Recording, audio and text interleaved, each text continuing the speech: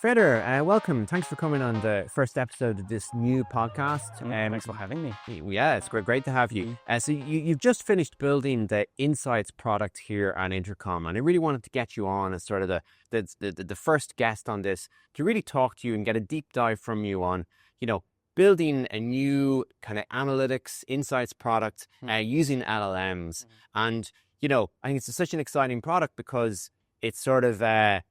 taking some skeletons out of the closet that we've had in Intercom for a long time. It's maybe the third go we've had at attempting to build a flywheel and close the loop. And we've some evidence that I'll talk to you about later that perhaps have been successful. So your journey at Expedia started out as A/B testing and rigor and then speed, and then that brought you to Bandit's recommender systems. What was next for you after Expedia? After 6 years at Expedia, which was kind of a long time when it comes to an ML career, I thought that I touched a bit of everything when it comes to the travel. I had this opportunity to join Meta. When joining Meta, what I wanted to do is to really be exposed to the sheer scale that they have to deal with.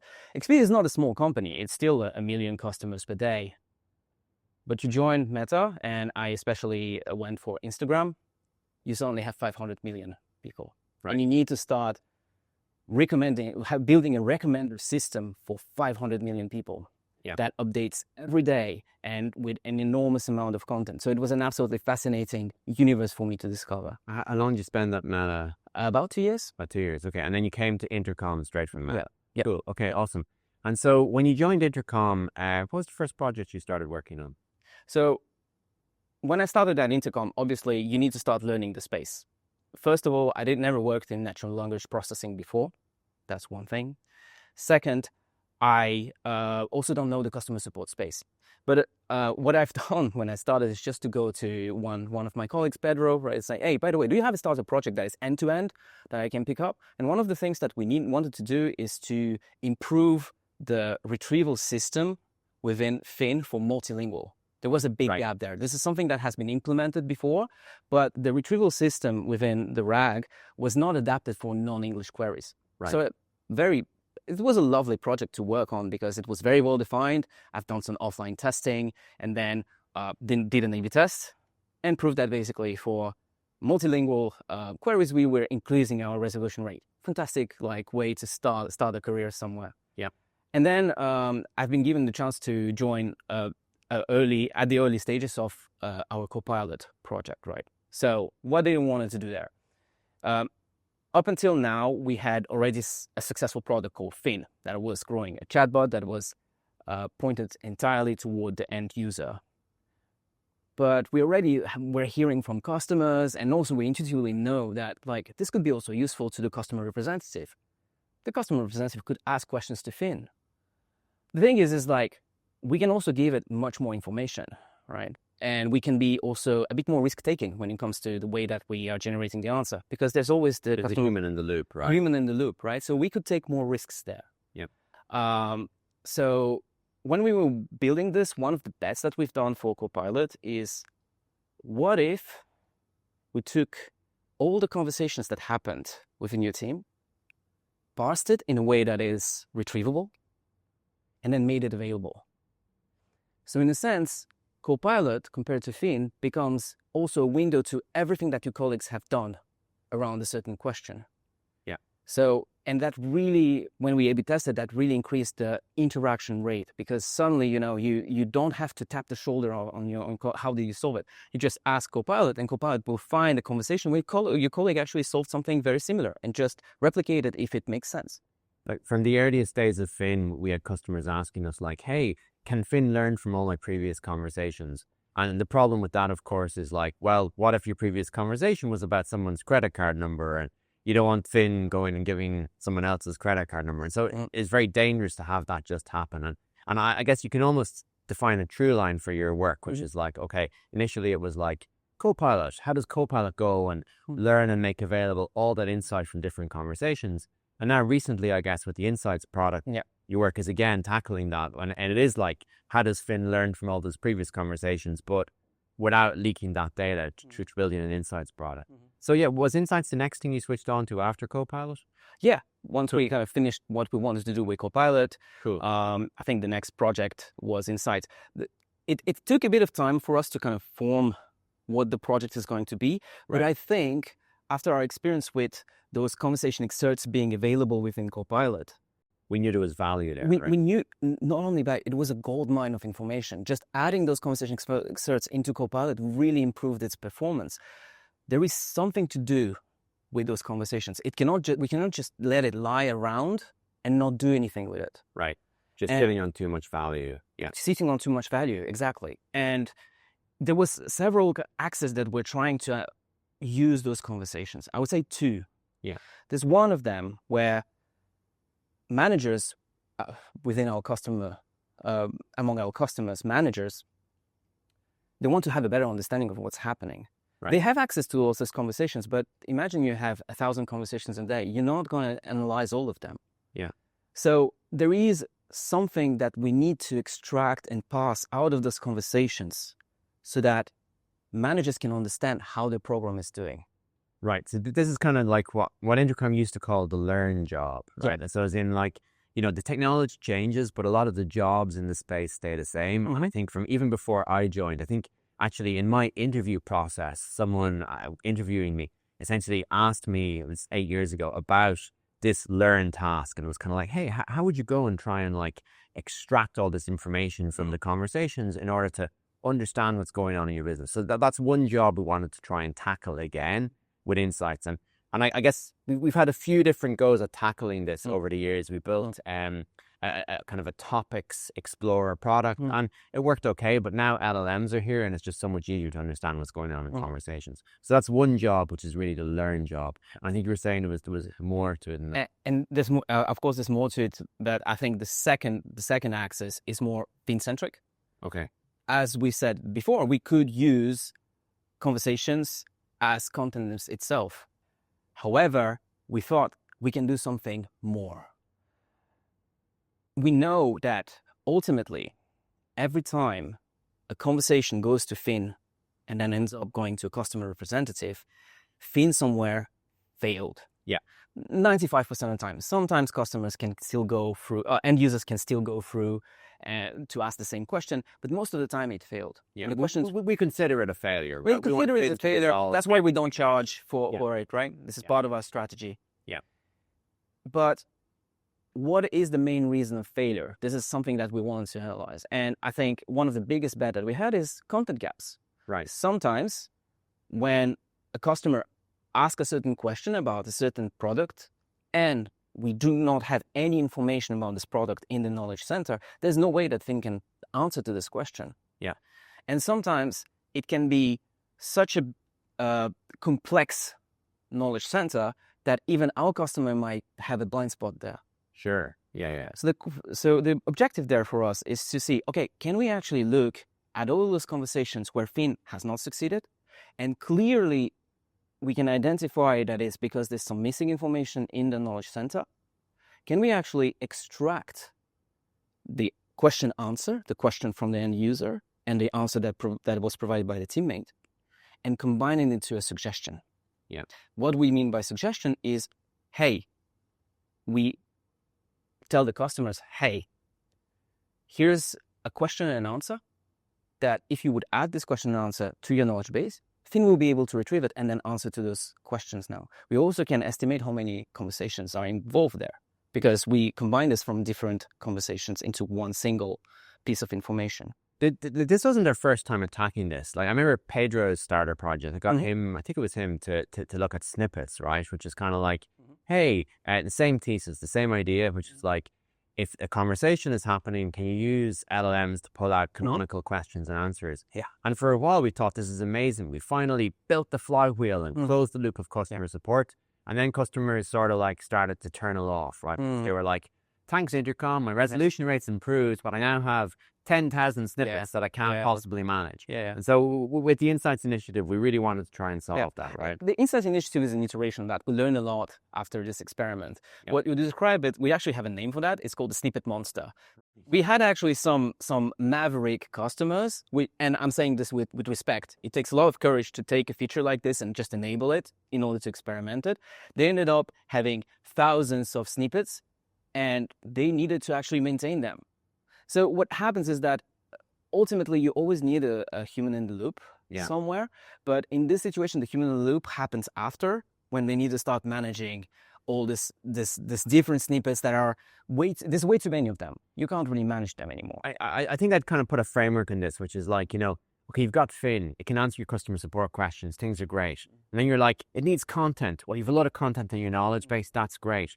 But your conversations, there's still loads of information in your conversations that's not in your knowledge base. So iteration number 1, well, can I just take those and give them access to Finn raw? Well, you can't do that because it's customer data. Iteration number 2, kind of like turn them into snippets and have someone in the inbox that actually approve it because they've just checked the conversation, they've just answered it themselves. A pop-up will come up and say, hey, add this to Finn. That felt good to us. But then we ran into this problem number 2, which is that like, nope, doesn't work because you end up with this unmaintainable management burden. And then you took a swing at it for number 3, which we're optimistic now we've solved it. Yeah. So another thing I can add to number 2, there was this framework of like one conversation, one snippet.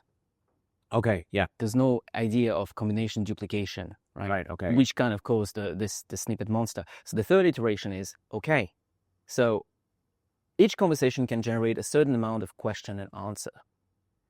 But a lot of them are repeated. Yeah. And sometimes a teammate might not say exactly the right thing. So snippets can potentially contradict each other. So the third iteration, the word for it is accumulation. So what we do is, in principle, is the same. We're trying to look at every single conversation, find conversations where Finn has failed for content reason. We'll go for the other use cases later if you want to, but let's focus on content. We identify a conversation that has failed because of content. We extract a question-answer snippet out of it, and then there's an accumulation phase that needs to happen. So what we're trying to do is we start saving those snippets into buckets, and then as soon as new conversations come in, we're trying to match them with existing. So we're trying to create groups of similar questions and answers in order to have more information around it. Once we have enough of them, we trigger the next step, which will be the combination consolidation phase. And can you explain, why is it necessary? Like, why is it even a good idea that we kind of try and have this accumulation step? Why not just go straight from the snippet to like putting it into the article? There's two reasons for that. Is, again, to avoid the duplication, to avoid having a snippet monster where you have a lot of repeated snippets. Yeah. And the second one is, now we can cross-check information. Okay. LLMs are actually quite powerful to detect patterns. And one of the patterns is when a question have an answer that is consistent. And sometimes a teammate might say something wrong because they didn't know or they weren't updated about it. And when we combine them, there's a cross-check that happens which makes sure that this answer happened more than once, which increases the quality of what we generate. Got it. So now we have a much higher quality question answer. Okay, so we've got LLMs, they're this amazingly powerful tool, but they're not perfect. They still make mistakes. And so this is, I guess, a clever or a necessary product development tactic that we've used to say, hey, it's not just the LLM in isolation looking at a single teammate, it's looking at like an accumulated bucket of different people answering this question. And then that helps us kind of get that accuracy and get that quality up above the threshold. Exactly. Cool. And here comes now the final step. We also trying to look at whether this question answer can live somewhere within your documentation. Right. So that it's maintainable in your existing documentation, right? Exactly. Because sometimes it is about, you might have actually a question answer that exists with your documentation and all it needs is an update. The example that we use in some of our marketing documentation is like, you have a description of, I want to reset my password, and you have an email capability, and the question answer actually provides also an SMS one. Just as an example, what you could do is instead of having a separate snippet living somewhere, it could actually be combined into two potential options, which makes it much more maintainable within one document and much more easy to go through in Grok for whoever maintains the knowledge. Got it. When we have situations where the question is very, very specific, we might still propose to create a snippet. The snippet is not publicly available as a content, but Fin can still find it. And sometimes you have very niche questions that you don't want necessarily to show within your website. But if somebody asks, you have an answer there. And the first option that we also offer is that, say that we're trying to create a merge request into a document and you don't like the place where we chose, we actually give you the option to choose another document and we will generate this difference for you on the spot. Got it. Okay. This was coming from some early feedback that we had that like, great feature, but you get there 60% of the time. Right. That kind of makes sense, but I would prefer to have it somewhere else. Yeah, because you're the human that you've organized it. And you have a thesis on how you want to organize your knowledge base, and it's their purview. Fine. Yeah. Okay, got it. Look. I mean, I guess there's a thesis here from us, right? Which is, I guess if I was to try and extract a synthesis from this, it'd be like, okay, LLMs, really powerful tools, but if you just go and try and use them naively for a problem like this, you fail, right? Or at least we failed.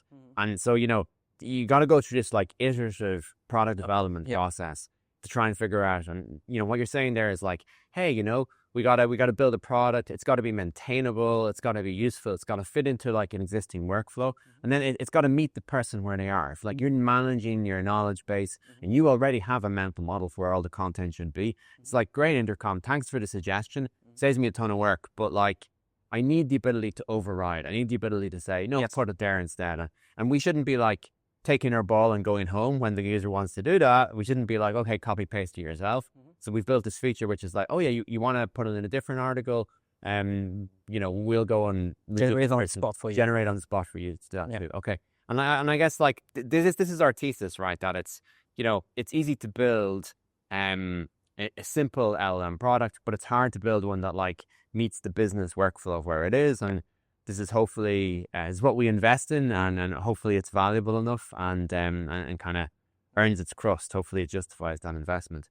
So okay, so that's kind of suggestions, and maybe let's talk a little bit about like measuring the impact of that. I think you did something I thought was pretty interesting in terms of like measuring the impact. Yeah. And so we mentioned A/B testing earlier. I'm a huge proponent of A/B testing. But sometimes it doesn't work. And so you kind of went for a more sophisticated causal approach here. You want to just give me an intro to that, or why couldn't we A/B test this? So, okay, coming back to the suggestions themselves. So a suggestion ultimately is the modification of an existing document. Okay. Right. So to A/B test that, a customer will need to have, or basically it will be our job, to maintain a holdout version of the knowledge center that takes into account the diff and doesn't take account in the diff, right? Okay, so if we wanted to A/B test the change in the knowledge center, we need a version of the knowledge center without that change. Yeah, exactly. But say that, for instance, a customer wants to put a critical change in there, which is not related to suggestions at all. Then we need to have a system that takes into account those changes, doesn't take into account the suggestion changes, but imagine it's on the same document.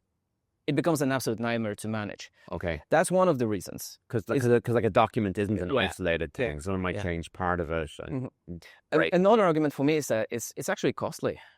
Because imagine that you have a snippet, and we do have snippets that manage to breach a very big gap. A question that is asked again and again and again. By adding a snippet, Fin now can answer, increase the resolution rate. We want to prove it. We will need to run an A/B test in which 50% of the traffic will not have this improvement, which means more volume on the customer representatives. Right. So for me, like, I find it difficult to tell customers, oh, let's run an A/B test to satisfy our scientific curiosity. Yeah. And it's going to be costly for you. Some of the changes that you will be making the effort of adding, because it does take an effort to review a suggestion, to make sure it's correct, to make sure it's the right place. For 50% of the traffic, we're going to turn it off for potentially like weeks. in order to get enough traffic. Yeah. And then you'll get a result of your impact. I felt this is a limiting factor there in A/B testing. Yeah, I mean, like we do a lot of A/B testing, but it tends to be for like smaller changes, which is like, oh, we're comparing one fin re-ranker versus another. And this feels like a more difficult ask because it's like this piece of content that you've changed, we're just not using it. That's much. The sheer amount of data is also different because when we do an A/B test, it's going to be across all our customers. We are going to generate a lot of data, and we can actually get a result within a week. Imagine a customer that has 1,000 conversations per day.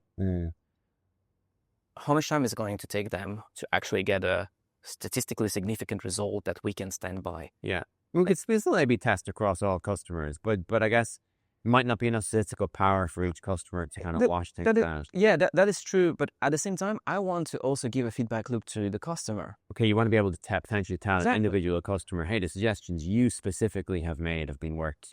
It is a lot of effort to go through suggestions and trying to understand whether this change is actually good. The knowledge manager might be maintaining technical documentation, so they might need to go to engineers to say, hey, by the way, there's this change there. Is it correct? What I want to do is to show them that this effort is actually worth it. Okay. I want to show them that on all the conversations that you have impacted, you actually have increased resolutions. Okay. A/B testing is potentially a way. I'm a big proponent of A/B testing as well, but for the reasons I explained before, it's difficult. It's extremely difficult to do so. So tell me about the kind of the causal analysis thing. You mentioned, like, what is causal analysis? Is this like Perl causal analysis? Is it something different? Yeah, so it is related to Julia Perl. He is one of the main academic around causal inference. Causal inference, I would say one of the way to summarize it is you look at the data that happened. You do not have a randomized control trial in there, which is the gold standard to analyze a causal effect between a change and what it causes. But what causal inference is trying to do is to create either to use a natural experiment that happened in nature, or to trying to account for confounding factors so that when you analyze a treated and untreated set, you have something which is close to what an A/B test will give you. It will never be as good. Yeah. But it can get very, very close. And you did something interesting, which was to try and, find each conversation and match that. Can you talk to me about that? Yeah. So the way that we've done it is we're trying to look at, starting from a specific date, we're trying to look at all the conversations that have been impacted by your changes. We're not looking for one specific suggestion. We're trying to look at your effort. You approved 10 suggestions, let's say. I am looking at every single conversation that have used an entity or like a document that has been changed by your suggestion, and I consider it as a treated conversation. But what I do as well is I look in the past. And in the past, it's highly likely that this question has come up before, right? Because otherwise we would have not generated the suggestion. And there's a technique in causal inference which is called matching. And what we can do is we can use summaries from those conversations. We have a system that creates summaries, embed them using a sentence transformer and those embeddings allows us to find very similar conversations from the past.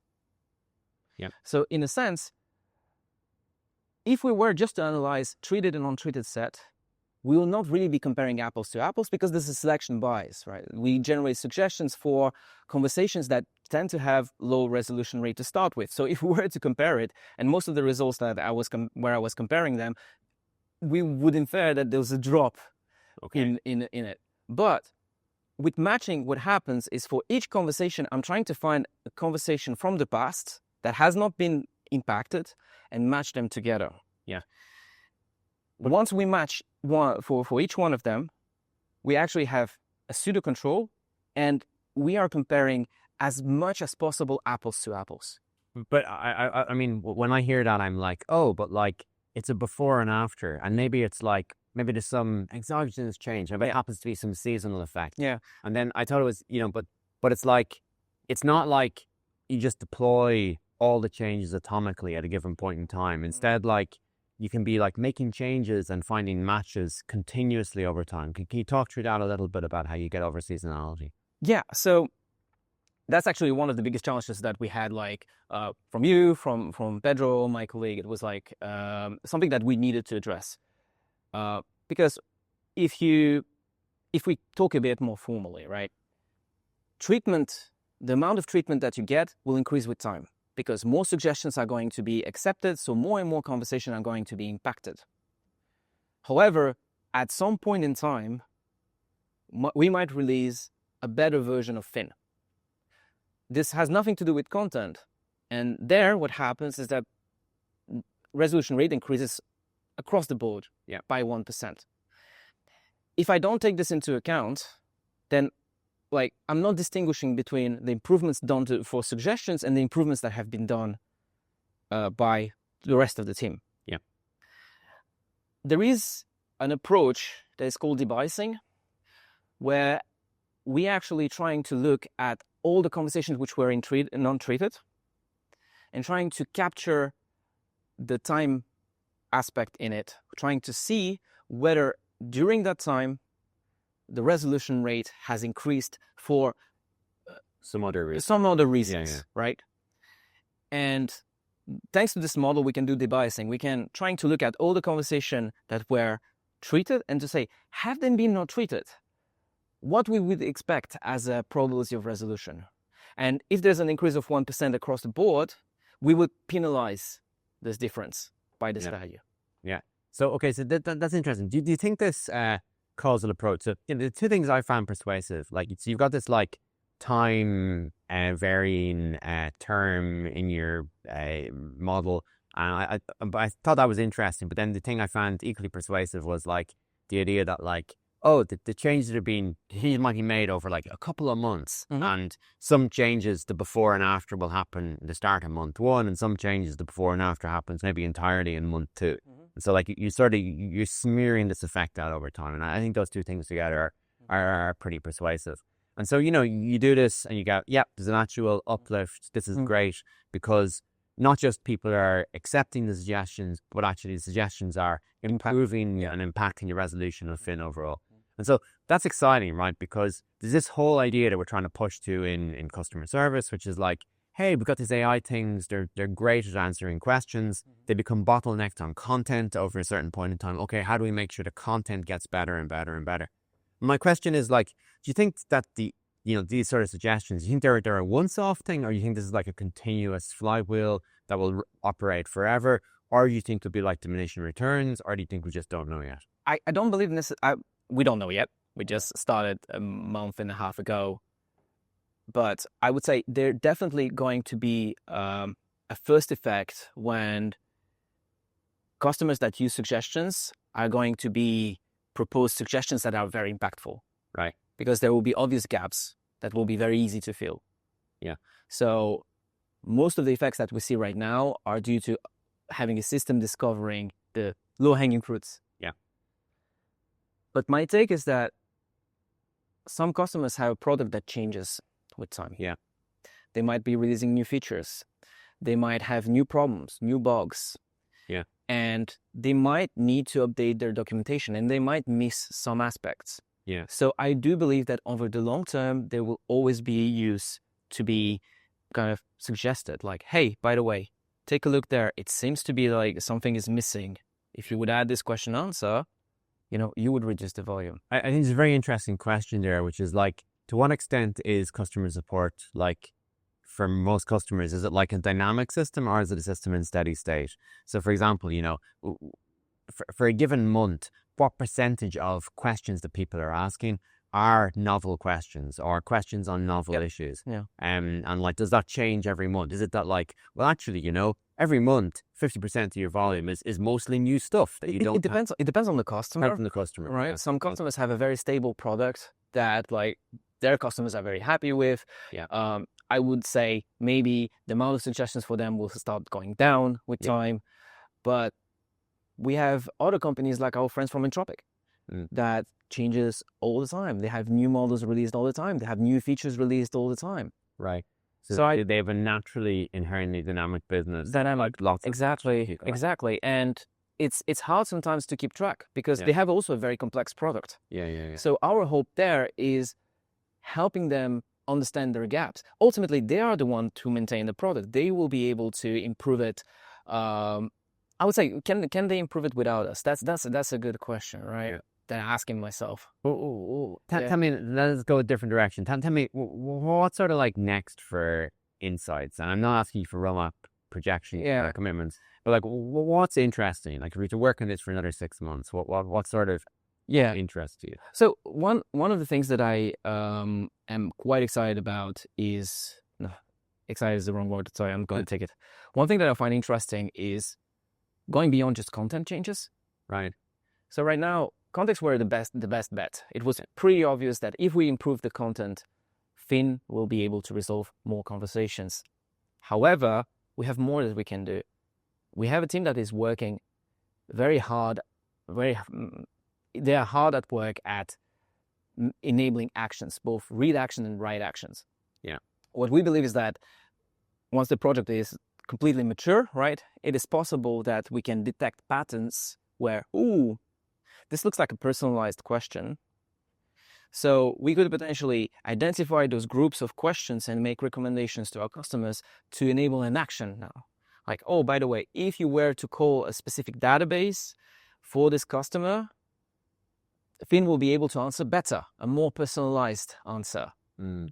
And then propose them, kind of offer them kind of options on how they can potentially enable it, because we have all those products available now. I mean, this getting into the kind of the tasks work that we do, but like, you know, the very sophisticated customers are kind of like, yeah, my informational queries are looking good. And you know, and a lot of people think RAG is a solved problem. We don't think it is. We're still getting, you know, that sort of percentage point month and month improvement. But certainly there's a lot of interest in like actions or tasks. But then there's a lot of friction. Like anytime we actually try to get live with a customer, there's always like a ton of friction to overcome because, you know, it's a lot more work. And so maybe this will like motivate people to kind of like overcome that friction. We're seeing the leading companies that are overcoming it, but maybe this will motivate everybody else. I think like friction in enabling action is a huge challenge, right? I don't believe that Insights will solve it, right? Yeah. But what Insights could do is to say, listen, if you would add an action here, it's 150 conversations that would be better. So maybe it could help customer realize the impact that going through this process can have, right? Content is the easy one. We have a product, one click approval, it's there, Finn is better. Actions are harder. But it might be worth it after we've done with content. Let's talk to you a little bit about the process and kind of how we roll here. And so, you know, we're in Intercom. We're both in the AI group, and that's an important part of Intercom, growing part of Intercom. And we also got like core R&D beside us. And so your role in the Insights product has been as workstream lead for the AI group, kind of working with the kind of product team on that. I'd love to kind of talk to you a little bit about like what works well, what works badly in terms of our setup. Like, are we good at building an AI product? Are we bad at it? And you know, things that could improve. So maybe can you tell me a little bit about like your role? Like, what do you do as a workstream lead? What I don't do as a workstream lead, right, is kind of a very multifaceted role. I think the first role of a workstream lead on day one is to assemble the team, right? Yeah. Like you are given a mandate, and in this case, Insights. Okay, we need to build an Insights product. We need to leverage our customers' conversations in order to create insightful, actionable insights. First thing that I've done is basically trying to explore what is being done already within the AI group and trying to understand whether it makes sense to group those people together because they have the same type of problems. They can actually leverage each other's capabilities. etc., etc. So the first thing I've done is assemble 5 people together into a single work stream. So there was some people kind of had done various experimental work that you could kind of pull together. Exactly. So the person that was working on the second iterations of Snippets was absolutely natural for him to join us. Yeah. I also have a colleague that was working on some experimental subtopics, which is something very useful in order to create a structure for our customers to understand conversations. Yeah. I had also an engineer I worked very closely with on Copilot that was also interested into solving those types of problems. Yeah. So first, let's assemble the team. And once we assemble the team, we're trying to, from the mandate of trying to solve this problem, trying to crystallize it into, okay, I want to solve these problems. We're trying to focus our attention to, okay, this is what we want to create. Yeah. So in the case of Insights, what we want to create is 2 big projects, suggestions that we talked about now, and also topics explore, which is something that maybe you'll talk about in the future. Yeah, one of the podcasts. So that's kind of. Tell me about like technical risk. Are you carrying a lot of technical risk at the start? Is that an important part of what you deal with, or like? Well, why do you need this? So the situation in which I created the workstream was actually we needed to operate with extreme speed, right? Because basically we actually had competitors that started actioning on those needs, so we needed to be able to respond very quickly. We needed to have like maintain product parity or product superiority. Honestly, at this point, I didn't care about technical risk. I didn't have the luxury of caring about it. Right. It was all about just making the right bets, to respond quickly, right? Yeah. So we had actually a first iteration that was really AI group driven, without any external team. Let's build something very, very quickly so it's there. Yeah. Once we've been done with this, we could actually, take a breath, rest a little bit about this, and then start designing the long term, like the second iteration. That is actually the one we spent 5 months building. Yeah. Cool. Okay. And so, at Intercom, we tend to run this breakdown where there's like an AI group work stream and then there's a product org work stream, and they tend to like work in parallel. Sometimes that working relationship has a bunch of tension in it. Sometimes it works great. What was it like on the Insights project? So just to give a bit of context, I think Insights is quite different from other work streams. And in a sense, other work streams are very AI-centric products. So when you think about Fin, right? Obviously, Fin has a product engineering team, but it is a bit more self-contained. And I would also wager the tasks is somewhat similar. They need to build websites or UI capabilities in order to enable customers to build those tasks. But I still would posit that it is a very AI-driven. Right. Here we have a product that will be facing our customers. It will be a product that will be hopefully on a daily basis used by our customers. So obviously the impetus was coming from AI. Hey, the LLMs allow you to do all those amazing things. But at the same time, we don't have the vision of what the customers. We don't really understand the customers as well as those who work with them every day. So we needed to work in a wider work stream where you would have AI people working together. It sounds a bit cheesy, but like we needed to kind of work together with PE in a very kind of integrated way.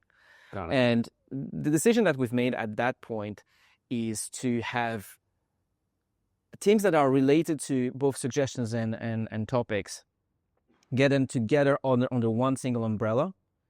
At this point, I thought it was better for me to stay on the AI side because so that I can focus on helping my team bootstrap this product quickly. And we had actually a PM joining us and taking the leadership there, which is something that is, I believe, unique within the AI group for now. I think, it's been blurry. There's probably been other projects that have been more like that. But yeah, I think you put your finger on it, that like it sort of depends on the balance of where the risk is and the innovation is. Is it like more deep down in the AI system, like with core Fin? or is it like more in the UX side? And I think it's very balanced between the two. Like both in this project. Yeah, exactly. The way we were operating, I would say, there's a strong sense of consensus, right? In a sense, we do have a DRI that ultimately can be a tiebreaker, but my experience was that we have a lead designer, a lead PM, and myself lead within AI. We were working and collaborating in a very I don't know the word. Collaborative, consensual way, right? Yeah. Consensual is maybe not the right word, but like there was a strong sense of consensus and trying to just agree together on. Generally, when I hear consensus, I think like slow and mediocre are the downsides. Obviously, there's upsides, but those are the downsides. For me, like I think consensus, as long as the number of people that needs to find a consensus It's small. is small, Fine. I think it's much easier. And also, like I think what was very strong within our team is that the designer that was within the team is also a part of the group AI, Molly. She's a principal designer here. She has a very deep understanding of AI. Right. We also have Christine that was the PM that is also adopted this and the knowledge acquired the knowledge extremely quickly. Yeah. And I think what happened is that there was a strong sense of common ownership and common desire to actually get this thing done. So I think the mix of like few people finding a consensus and also like kind of this impetus, this desire to kind of deliver product made it work. I mean, it wasn't not without tension. Sure. So sometimes we can disagree. Sometimes like there's ways of making decisions. Sometimes I might have made a decision without necessarily consulting. Yeah. And it's not always easy. It's hard to work with people sometimes, right? Sure, yeah. But I think this time it worked well. I mean, look, it's interesting because a lot of the AI group stuff, we have tended to move the balance of like power and ownership more into the AI group. And the reason we've done that is typically because like maybe it's a very AI centric product, right? Yeah. Like it's like core Fin, or maybe it's like Fin tasks, where there's a lot of technical risk that has to be navigated. There's maybe less UI and UX risk. Yeah. And this feels like much more like a classic Intercom product team setup. Yeah. I have to admit as well, like if I were to lead a wider work stream, I'm not sure I would have managed to be as helpful for my team within the AI group. Sure. Because it would have been way too much. You covered a lot of technical complexity in like shipping models. There was a lot of product, like it was already so much context switching in there. Yeah. That if I had to do even more thinking about the financial aspect of the product, about the marketing aspect of the product, coordinating product engineers and designers, I don't think that I would have done a very good job at being a technical lead for my team. Yeah, well, because you had a lot of technical complexity. Yeah, exactly. So I think it was just not possible. I had to make this sacrifice, I would say. I think it's interesting because Fin Voice is operating a similar model. It's very shared. It's very single team, and it is interesting because we tried to go that direction maybe like 2 years ago when we started to do more AI stuff, and we had several projects that didn't go so well. And I think possibly Intercom as a whole, as an R&D org, has like turned the corner more. Everyone is like more familiar with the pitfalls of AI product development, and maybe this model is better for future. I think we'll dynamically balance on a workstream by workstream basis. No, I think it's just like the task needs to define the team. Yeah, right. Yeah. In this case, I think it was the right decision. Yeah.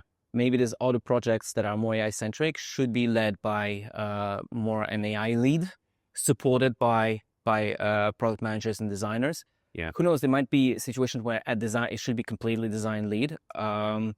We need to be flexible. Like I think you need to shut down your ego a little bit there and know when to step back on certain aspects. Right. Absolutely. Yeah. That makes sense. Big learning from me there. Right. Yeah. Well, look, that's part of. Like it's a learning experience for all of us. Like AI product development which has all these unique challenges. I think is new. Everyone is getting better at it, whether that be people in the AI group or people in product teams, core product teams. Okay, cool. Maybe just a few kind of closing topics. What's exciting for you generally in AI, Fedor? So when you zoom out of your particular work that you've done on insights, which I think is cool and important, and maybe a prototype of what needs to happen across many RAG systems. When you zoom out, what are you interested in AI, or what's exciting for you as you look out to the future?